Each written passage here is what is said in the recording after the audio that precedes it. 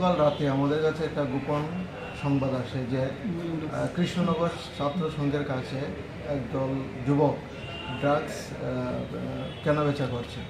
এই খবরের ভিত্তিতে আমরা কৃষ্ণনগর ছাত্র সংঘের কাছে গিয়ে রেড করি। রেড করার পর আমরা 6 জনকে আটক করতে সক্ষম হয়েছি এবং তাদের কাছ থেকে 1 পাউচ আমরা হিরোইন বাজেয়াপ্ত করেছি। জিজ্ঞাসাবাদে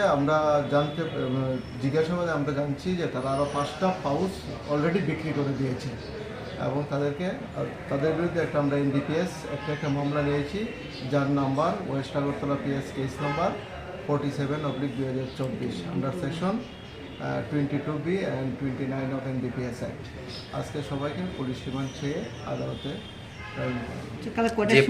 যে পাঁচটা পাউচ বিক্রি করা হয়েছে, যারা কিনেছে তাদের কি মানে কোনো ধরনের এখনো পর্যন্ত আমরা আটক করতে পারিনি। জিজ্ঞাসাবাদ চলছে,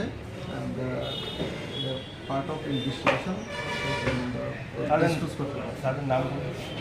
তাদের নামগুলো হলো চক্রবর্তী, বাড়ি ইস্ট প্রতাপগড়; সুমন দেবনাথ, বাড়ি হলো ডনবস্কো স্কুলের কাছে; সায়ন দেব, তার বাড়ি বট্টপুকুর; Rakesh Debnath, Ramsundarnagar; Prakash Kar, Bishalgarh SDM quarter; Koushik Saha, colonel চুপ।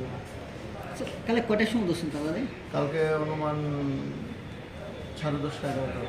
ম্যাগনেট ক্লাবের সামনে থেকে ছাত্র সংঘ ক্লাবের ভিতরে বাইরে